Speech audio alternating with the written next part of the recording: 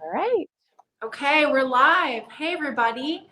Here is the next installment of Harmony TV. I'm so excited to be here. I'm really getting into this. Kristen and I have so much fun planning out what each episode is going to be. So I'm so glad you're here. Welcome.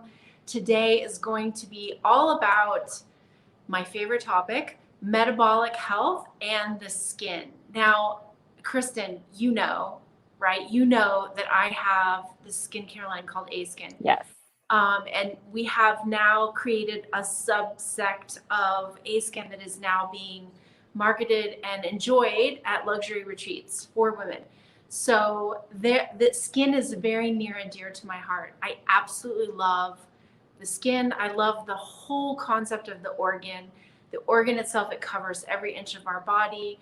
I truly believe in this very modern, hyper feminine age that we're living in, that when you care for your skin actually needs less attention because it's getting more care.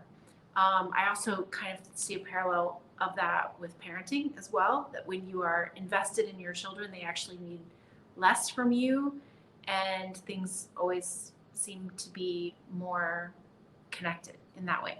So when it comes to skin, why do I want to talk about skin? Because skin is like a mirror for what's going on inside the body. So what does this mean? This means that whatever's going on internally is going to show up on the outside of your skin. And today I'm going to give you a lot of tips and tricks, some of which I myself have to be very careful of because I definitely come from a lineage, a genetic predisposition to people who have had metabolic dysfunction and potentially even diabetes. I know this because a lot of the things I'm going to talk about today are things that I've had to either understand and come to learn on my own, or I've been shown this, or I am still kind of battling it out. As you will know, because I will mention this one, it is something I have to think about all the time. So here we go. All right. So, how is the skin a mirror for what's going on inside? When you say the skin is a mirror, what exactly are you saying? Like how does this present itself? How does this? That's a great first question. So the skin is an absolute. It basically holds everything together. It is our external barrier, meaning everything from the external world has to penetrate or in some way have some sort of interaction from the outside in. And then from the inside out, our skin is our greatest detoxification organ. It is our largest organ. It is the organ that we interact with the most on a daily basis, even if we don't realize we're interacting with it. So that is why I love the skin. That is why I wanted to talk about the skin today. And I think for women, especially women over 40, and in actual fact, this goes for both women and men and children. We're seeing such a rise in fatty liver disease, in prediabetes in children, and the physiology of children is changing even just in the past 10 years. It's frightening to see the numbers of children who are have metabolic syndrome, have prediabetes or fatty liver, fatty liver due to obviously not alcohol consumption. I hope not. I know, right? That's a bigger problem, right? Much bigger problem. So let's start out with the first element when it comes to skin. So there are several visual factors that I think it's important to understand. Now, I want to start out, before I even go there, I want to start out by saying some of what I'm about to say to you today is controversial in the sense that you're never ever going to hear a very standard Western dermatologist confirm any of this. But if you were to talk to people who deal with metabolic syndrome, diabetes, and even potentially certain heart conditions that are precursors to people who have a tendency of obesity or diabetes, you will find the correlation of the things I'm about to tell you today are aspects that they have. So this is why it's interesting in Western medicine. It's very interesting to me that we create very specialized groups of medicine that is incredibly specialized, and yet the totality of how they work together, of how the systems work together, is less understood because we are so narrow in our focus. And I think that's one of the downfalls of Western medicine, is that unfortunately, as we progress in very specialized medicine and we make great strides, we are actually taking a couple of steps back ancestrally, because these are all tendencies that, our ancestors understood. I mean, obviously metabolic syndrome was not an issue in, a couple hundred years ago when food was scarce and we depended heavily on seasons, climate, and natural disasters to either feed us or to be more in famine. So, and our bodies then were incredibly resilient to metabolic dysfunction because we weren't a society or a culture that's overfed and yet undernourished. We weren't overfed. I mean, the ruling classes were, but the general public was definitely not overfed. So in very modern times, we are, especially in Western modernized society, we are most definitely overfed and undernourished. Calorically, we have plenty of calories. Food is abundant, although I would like to say that sometimes what we call food is not even remotely food, because it's not even remotely natural and there's nothing alive in it. But some of these elements I'm about to talk about today come from this concept of being overly fed and undernourished, because the nourishing aspects of food are part of what keeps us out of metabolic dysfunction. So let's talk about the first one. I love the skin. I mean, I'm obsessed with the skin. I talk about the skin all the time. I'm obsessed with healing and helping women nourish their own skin. Kristen's dogs, there we are. It would not be an episode without her dogs. The first thing I want to tell you guys about is our skin tags. Skin tags are a very, very common element to metabolic dysfunction and or hormone dysregulation as women age. And they are especially tricky in areas where there's any kind of friction. So particularly for women, as we age, so in this decade, so between 40 and 52, you're going to see a lot of changes in your skin. You're going to feel a lot of changes in your skin, and you're going to experience the passing of time in real time on your skin. I'm living, breathing proof of that. And although it may not always be the thing that we're interested in or curious about, I think some of these elements I'm going to talk about today, you should actually get involved in and think about it as something greater than just an element that shows up on your skin, but rather as hold a curious mind to it and start to ask yourself some of these questions. So I first want to start off by saying, what is metabolic dysfunction before I go into skin tags, which I've already said. Metabolic dysfunction is when your metabolism is not resilient, meaning it's not easy for you to gain weight quickly or to lose weight quickly. Now, a lot of you might be laughing saying, I have no problems gaining weight easily, but losing weight is a lot harder.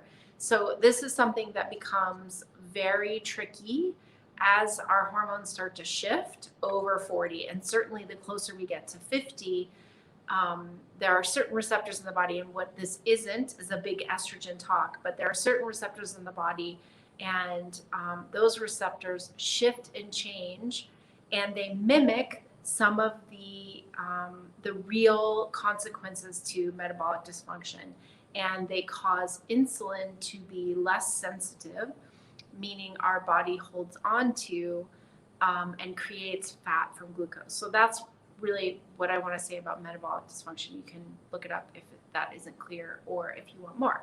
So where skin tags come into play are, so we know what skin tags are, right? They're like little tiny tags of skin, and they tend to be in places, for example, where you wear necklaces where your bra tends to rub underneath your breasts.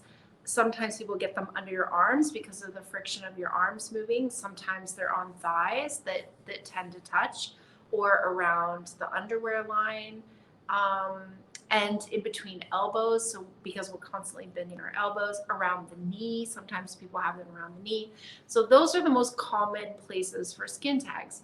And skin tags are definitely the beginning of understanding and checking out your, as we talked about last week, I think it was last week, we talked about A1C, right? So Yep. A1C and glucose levels. So this week is sort of a continuation of last week, although its own reality. But if you're starting to notice skin tags on your body or some of these other things, the first thing to do is the next time you go to your doctor, make sure you're aware of what your A1C level is. And if you are not aware of what I'm talking about, you need to watch episode 2 or 3. Episode 3. We're on episode 4. This is our 4th episode. I know.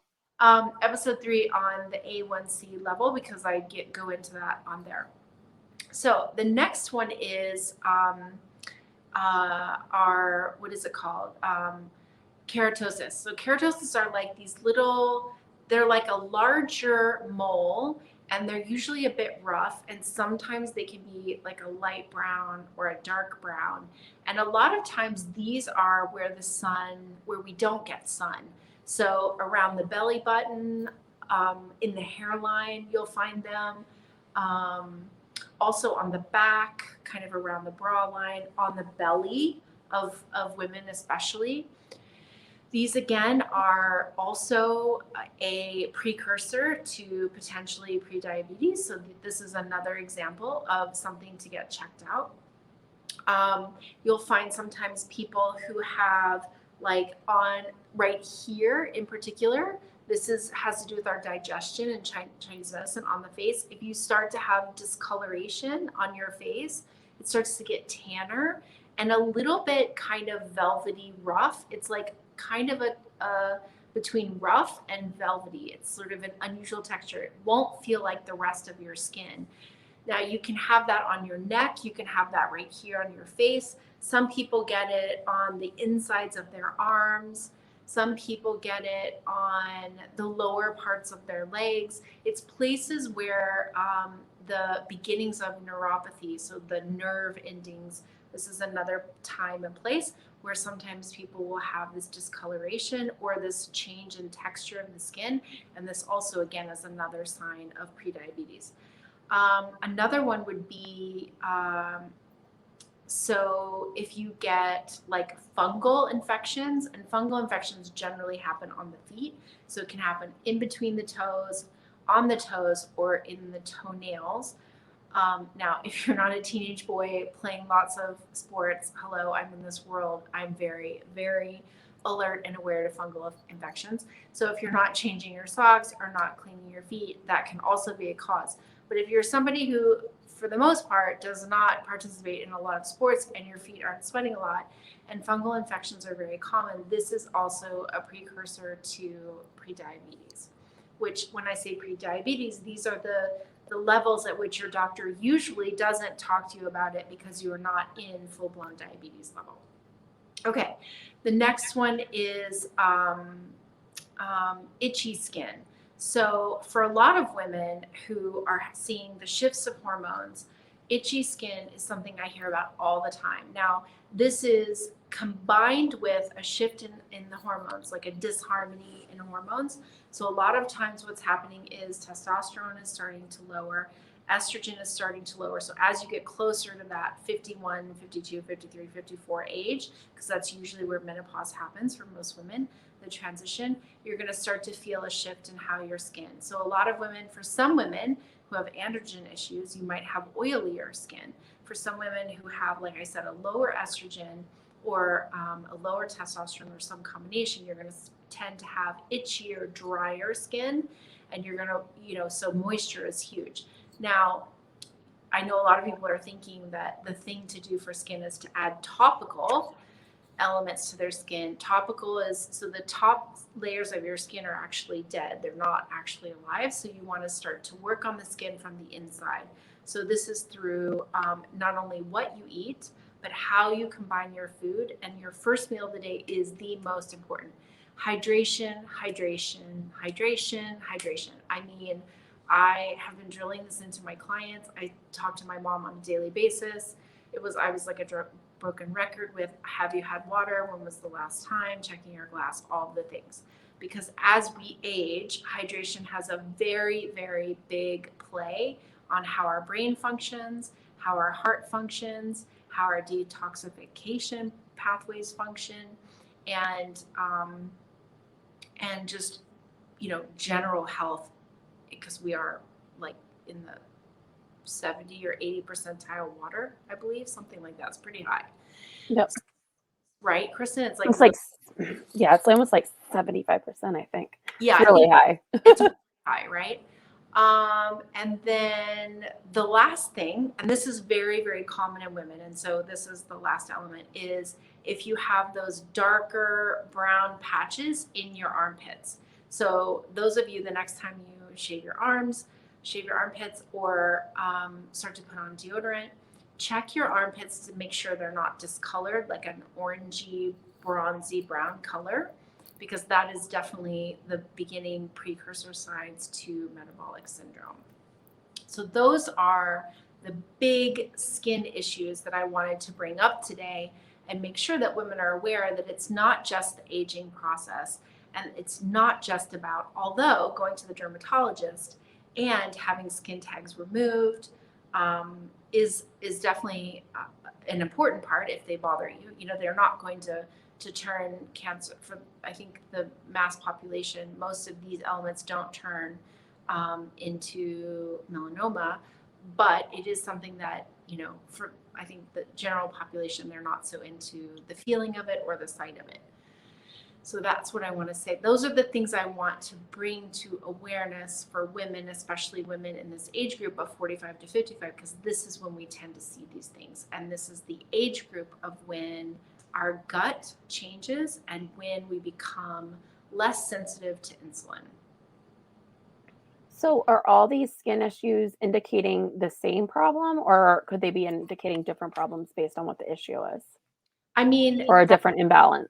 Yeah, that's a good question. I don't entirely know the answer to that, but I would say if any of these are something that I forgot one. Remind me, I forgot one. If any of these are something that you tend to have, it is really, really important that you check in with your diet, and you check in and you get the fasting insulin, fasting glucose, and your A1C checked, because these are precursors, and what you do now could prevent you from having to be on, mind you, very expensive medication.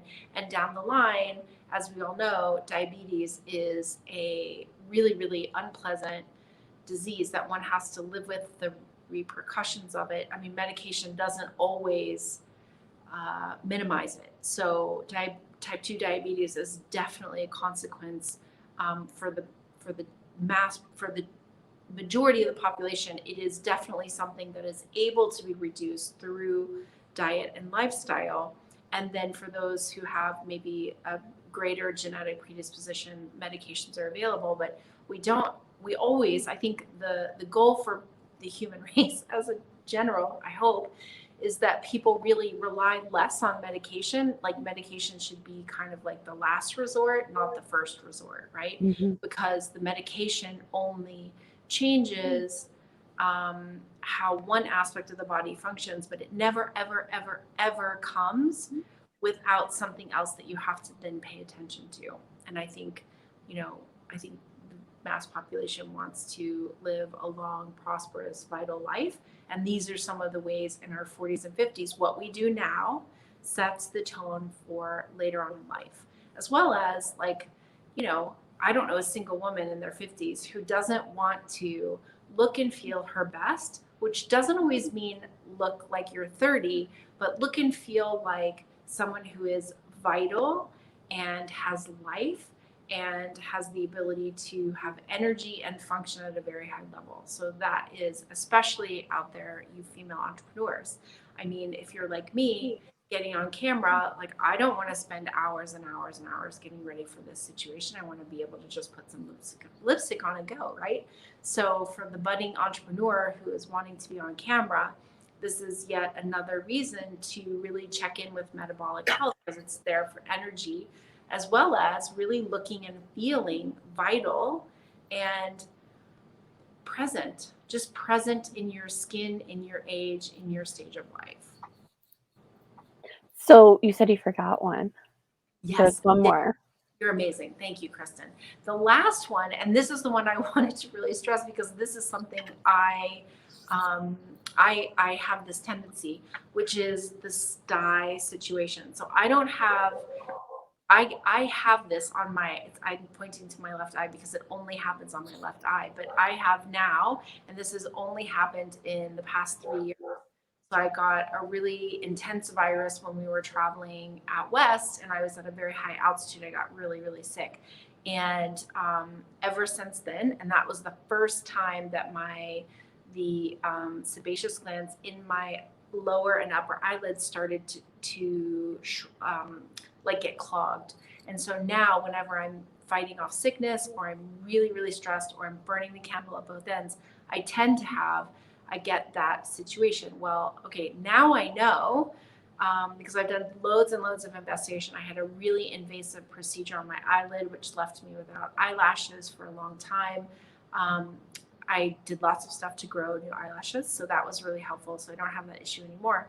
But I do everything that I possibly can to prevent this. So I definitely support my immune system. I definitely check my A1C level. I am someone who's on the upper end of what is healthy, a healthy level of the precursor to prediabetes. So my A1C is right on the cusp, and it has been for over 10 years. So I must, from a genetic standpoint, come from a genetic predisposition to diabetes, because I have a very clean diet. I prioritize sleep, and I do all the things, and I do all the testing.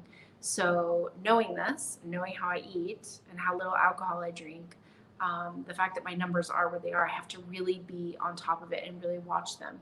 And so any of you ladies who suffer from that, or I don't want to say suffer because it's not really a suffering situation, it's just unpleasant to look at, where your eyelid gets red and it's kind of swollen, this is another indication of metabolic syndrome.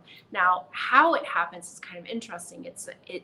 So we are always interacting with bacteria and viruses. Always. We have viruses in us all the time. We're always interacting, and bacteria in us all the time. What happens when we have any kind of like dis-ease in the body is an imbalance in that bacterial viral load. And the immune system also too tends to become compromised. So with this, in particular with the eye, it is the staph bacteria, staphylococcus, that ends up becoming overpopulated, and that is part of the microbiome of the eye. So that is the particular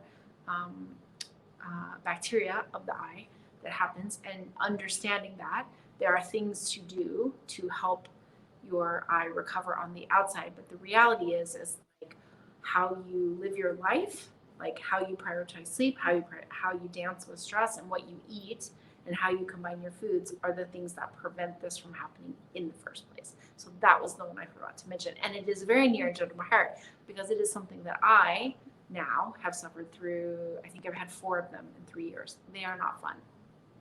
No.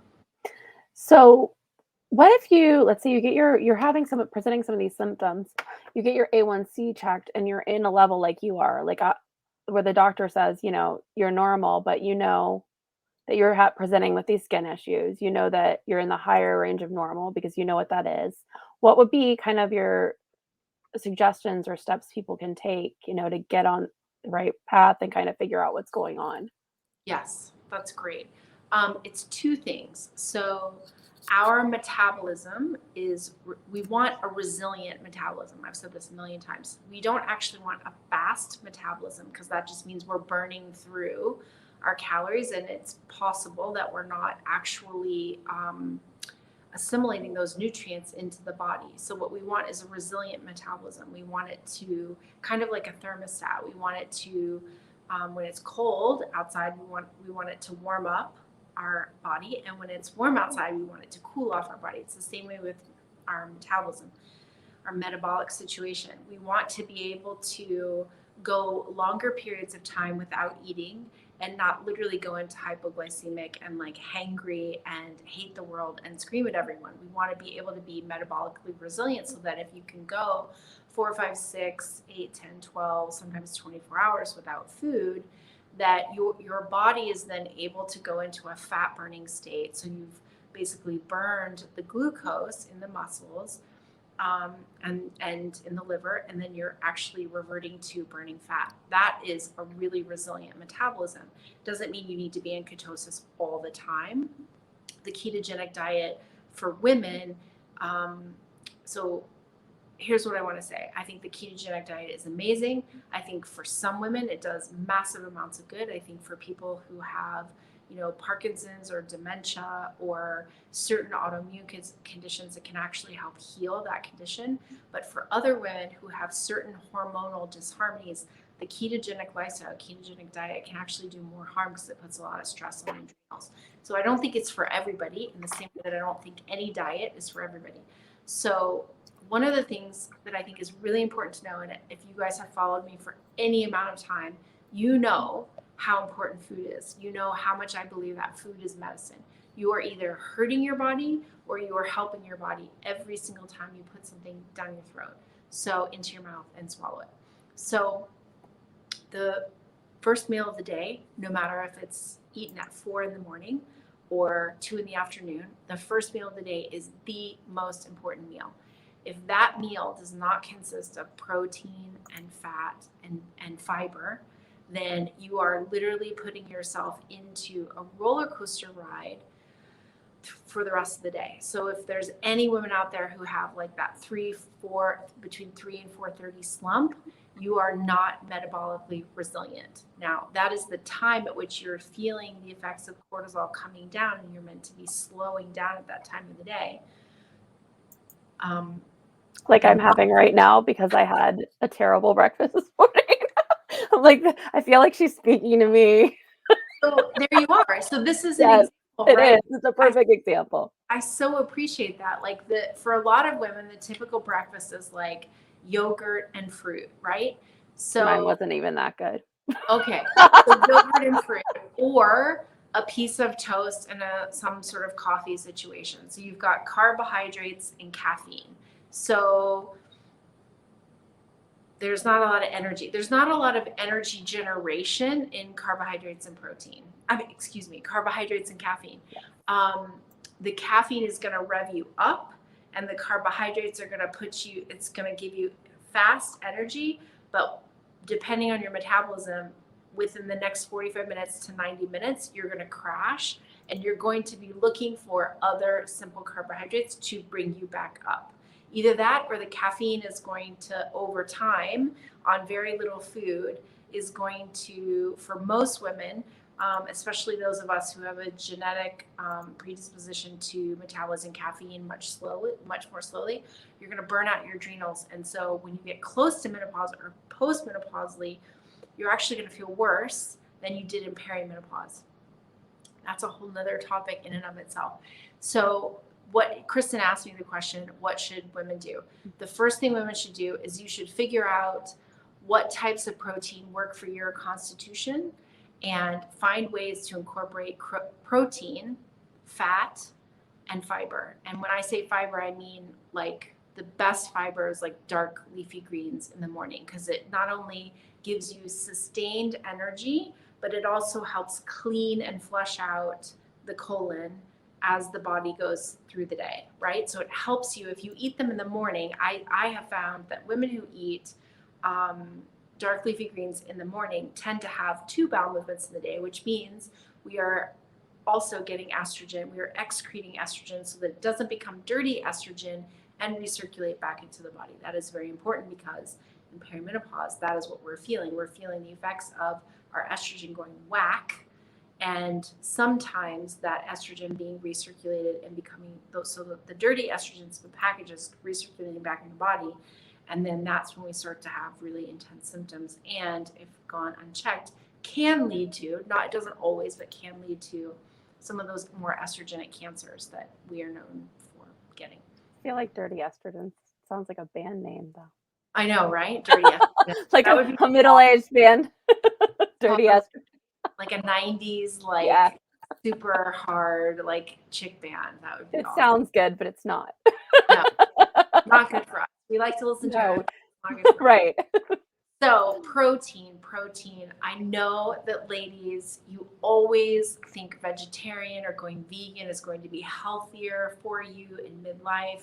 I want to tell you, for that like high 90% of the population, most people don't do well. Most women don't do as well on a vegetarian vegan diet for an extended period of time in their 40s and 50s.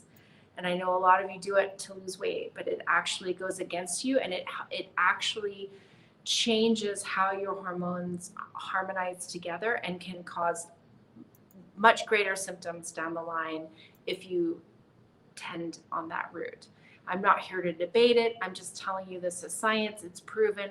This is not some weird philosophy I've come up with. This is literally, scientifically proven. So even if it's a small amount of protein, I have found that women who do continuous glucose monitoring, they can see the numbers that when they eat more protein, their glucose is actually more balanced throughout the day, which means you have less inflammation, which means keeping out chronic disease and warding off pre-diabetes and keeping your skin glowing and radiant and wonderful. Any other, Kristen, questions? You've always got the best questions ever. Well, it's interesting. You were mentioning hormone disharmonies, and I know that's something you talk about a lot. But what exactly do you mean for people that may be new to listening to you? Because we just talked about a lot of this quiz that you have for hormone. What are the secrets your hormones are trying to tell you? So I'm thinking that it might be good to mention that and kind of explain what a hormonal harmony is, because it's not something I really thought about till I started working with you. Love that. Thank you. You're the sweetest. So here's the thing.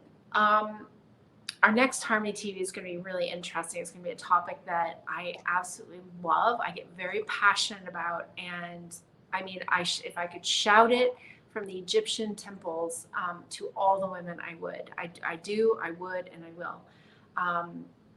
Which is that, okay, I'm trying not to go into tomorrow's topic. I've created, okay, let's move back. I've created this amazing quiz. It's called The Secret Your Hormones Are Trying to Tell You. There is always a conversation that your body is having with you. So I think of pain, discomfort, dis-ease, these little annoyances like skin tags and things like that as a dialogue that my inner body is trying to have with my inner body and my outer body, right? Because my brain is my inner body, but I think of myself as an outer body thing.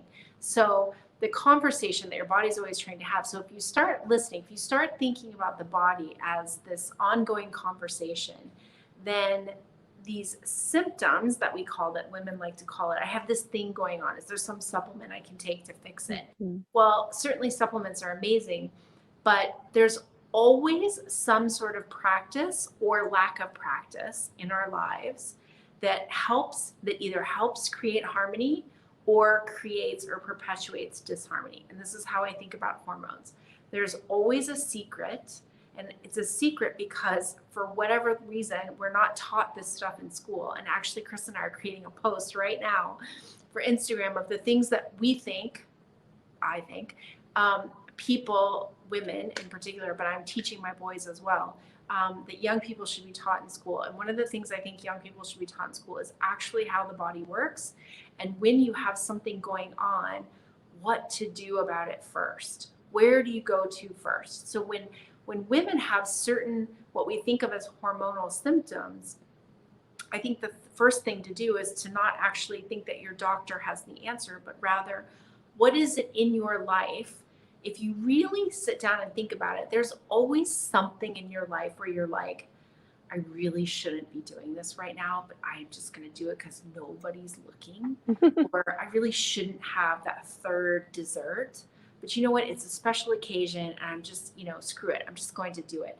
We all know the places, and I mean, I'm pointing like one finger at you guys and like four back at myself. Like there are moments at night where I am on my phone without my blue blocking glasses and I'm like, this is part of why my melatonin is low. Like I do this testing on myself, this Dutch testing, and I test things and my melatonin is chronically low. And I know part of that is because I work with women all over the world. Sometimes I'm answering DMs at like 12:30 in the morning because someone's DM'd me something and I have a really busy day the next day. See how I'm rationalizing it? Like I have to do it now because I have the blah, blah, blah. And we rationalize things, right? So the first thing to do is not to think I need to go to the doctor, and which is not to say you shouldn't go to your doctor. I'm never telling a woman not to go to the doctor.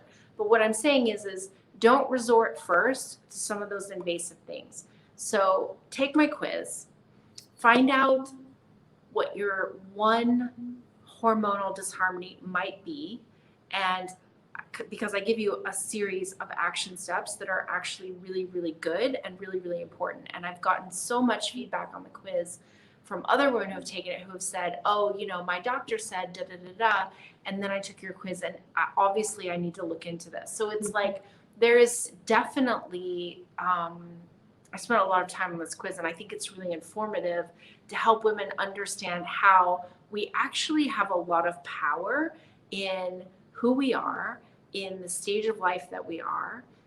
We don't have to have a PhD to understand how we work or how to fix ourselves, fix issues going on. And so I would encourage everyone to get out there, take my quiz, and do the seemingly small, inconsequential things on a daily basis, because it is the passage of time with these rituals that actually creates lasting change in your body. It's not about the pill. The pill is like the final thing. It's the thing that's going to stabilize something in your body that now your body can't because chronically it's had this issue. That's what the pill is going to do. A pill, not the pill. I'm not talking about birth control. I'm just talking about the pill, a pill in general. And just so we're all clear, we all know that birth control does not regulate hormones, right? The pill is to keep you from getting pregnant. That is what the pill was made for. That's what it's excellent at. It does not balance hormones. We're going to talk about that tomorrow. I mean, on the next week. Yeah. next hormone, which is next week. Sorry. So, guys, this has been amazing. Kristen's going to put the link to the quiz in the, what do we call it? The notes? I'll drop it in the comments for the people that are watching on Facebook. And then there's a link in your bio for the people that watch on Instagram. Amazing. So if you're on Instagram, definitely. And I just want to say one other thing. If stuff I'm talking about is something that you think would help another woman, because this is my MO completely, always and forever, which is to change the trajectory of women's health. I want to empower women to recognize how much they can do on their own without spending a dime, without going to any doctors, and feeling amazing. Please, please, please take the quiz, pass along Harmony TV to your friends, talk about it, post it somewhere. Woo, look how fancy we are. I love that. This is new. This is all new. This is all amazing. We're learning about everything as we go. So please pass this along. I would love to have this conversation in your home, living room, car, wherever you listen for more women. So thank you so, so much. Take the quiz and I'll see you next week. Thanks, Kristen. Thank you.